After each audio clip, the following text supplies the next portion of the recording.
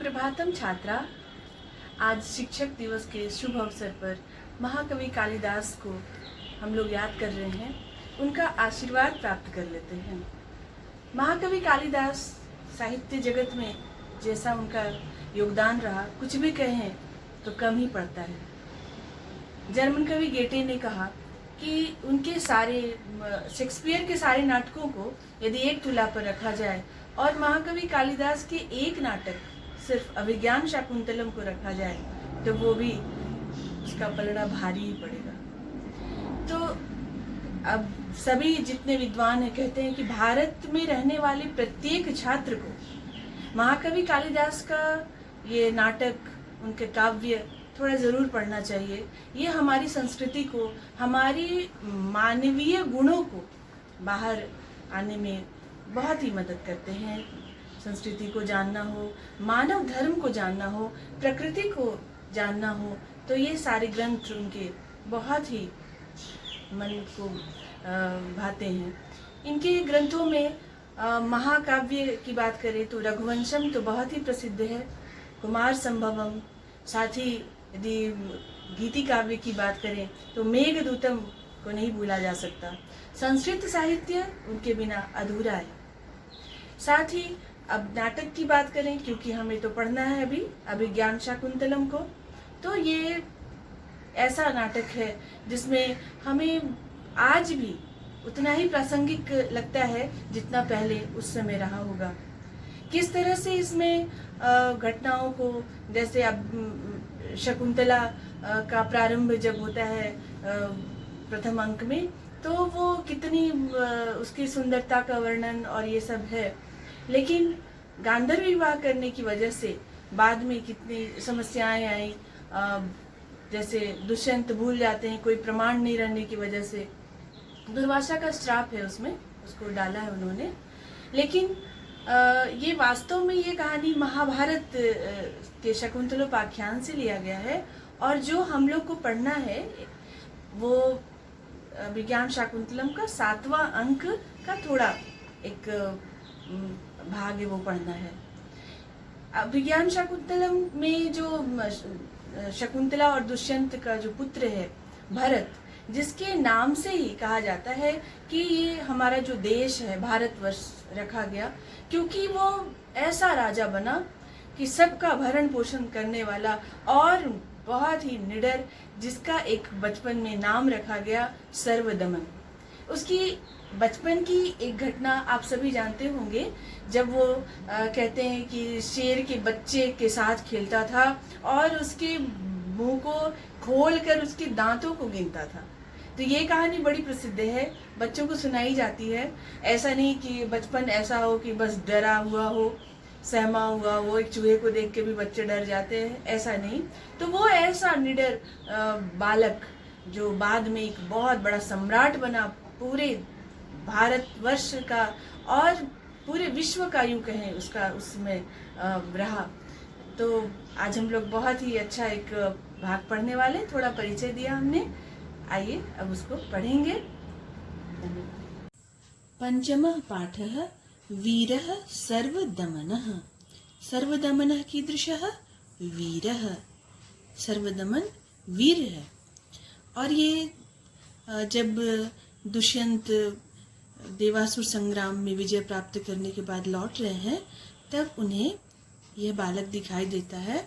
और इसके पहले जब अंगूठी देखने के बाद उनका श्राप दुर्वासा का शमन होता है, तब से वो शकुंतला की खोज में रह रहे होते हैं और ये फिर घटना घटती है। अब यहाँ पर जो दृश्य है उसको हम लोग देखते हैं। दुष्यंत राजा दुष्यंत कह रहे हैं, निमित्तम सूचयित्वा। निमित्तम यानी जो कुछ हो रहा है वो उस तरफ से, सूचयित्वा सूचित करके वो कहते हैं, मनोरथाय नाशंसे किम बाहु स्पंदसे वृथा पूर्वावधीरितम श्रेयो दुखाय परिवर्तते।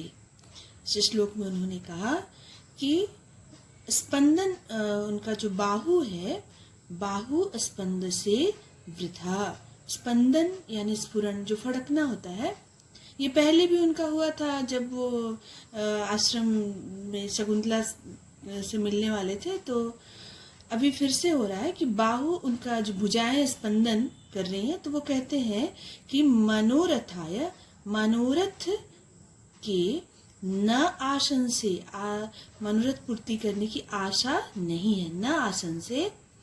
तो ये बाहु, हमारी जो बाहें हैं, वो बेकार में स्पंदन कर रही हैं। कहने का तात्पर्य है कि ये जो स्पंदन होता है, स्फुरन होता है, तो वहाँ पर ऐसा कहा जाता है कि ये सगुन होता है कि कुछ अच्छा होने वाला है। तब वो कहते हैं कि क्या अच्छा होगा, कोई आशा नहीं है मेरे मनोरथ की पूर्ति की। यानी शकुंतला काफी समय से ढूंढ रहे थे और मिल नहीं रही थी। तो पूर्वावधीरितम श्रेयो दुखाय परिवर्तते। पूर्वावधीरितम, पहले से जो श्रेय, जो कल्याण, जो उसका अपमान उन्होंने किया, आई थी वो उसके उनके दरबार में शकुंतला, और वो पहचान नहीं पाए थे श्रापवश। तो वो जो कल्याण, जो श्रेय जो होने वाला था उनके जीवन में, वह अपमानित करने की वजह से दुखाय परिवर्तित, दुख में परिवर्तित हो गया है। और भी इसका हम लोग प्रश्न उत्तर से समझेंगे। अभी आगे बढ़ते हैं। तो इसी बीच नेपथ्य में, मतलब पर्दे के पीछे एक आवाज आती है, माँ खलु चापलम कुरु कथम गत एवात्मनः प्रकृतिम। माँ यहाँ पर मना करने के अर्थ में है। चापलम यानी चपलता, चंचलता मत करो, बहुत चंचल हो, चपलता मत करो। कथम गत एव जोड़ आत्मनः, जहाँ भी संधि विच्छेद या कोई व्याकरण आपका आ रहा है उस पर ध्यान दें, क्योंकि पाठ आधारित व्याकरण ही आपको पूछे जाएंगे। कथम गत एवा आत्मनः प्रकृतिम, ऐसा जो प्रकृति यानी स्वभाव, अपना स्वभाव कैसे प्राप्त कर लिए हो, ऐसा इतना चंचल।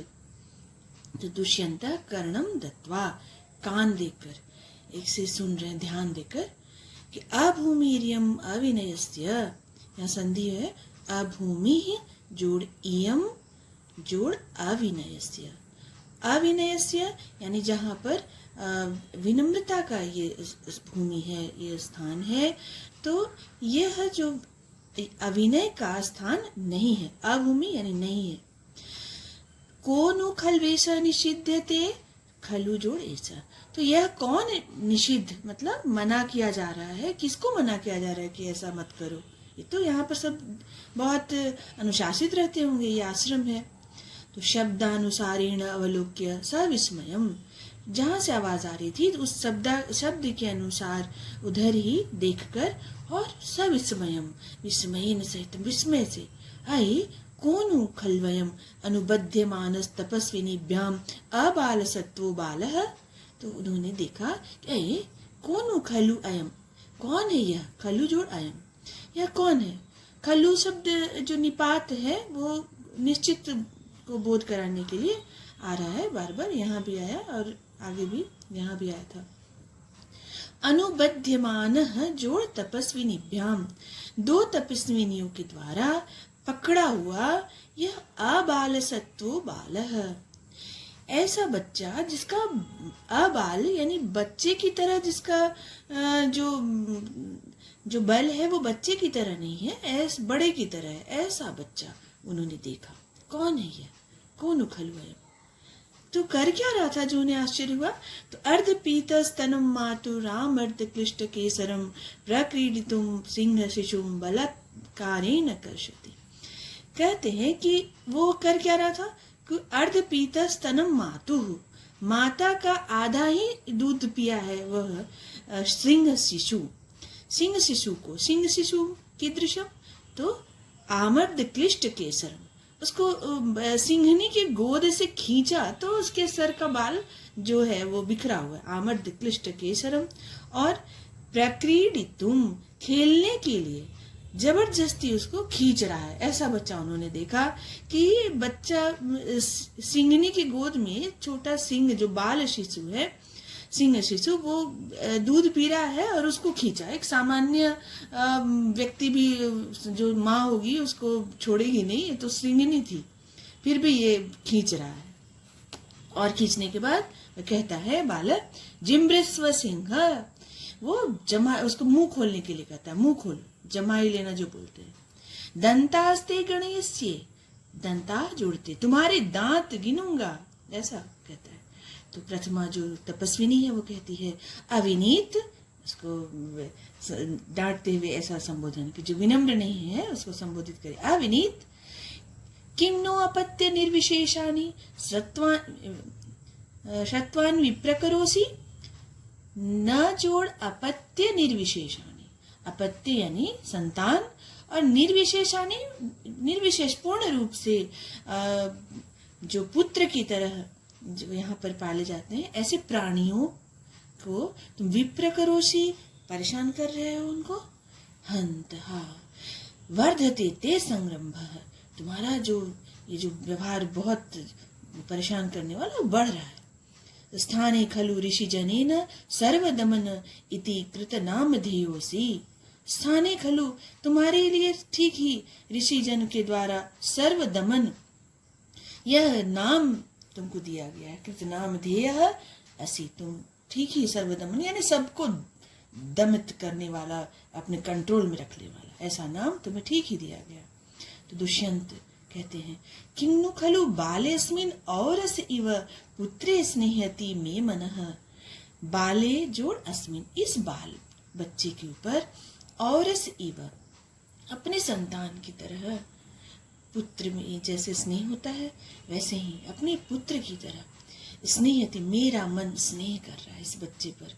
नूनम अनपत्यता माम वत्सलयति, वो निसंतान थे तो अनपत्यता यानी निसंतानता मुझे निश्चित रूप से इतना प्यार, इतना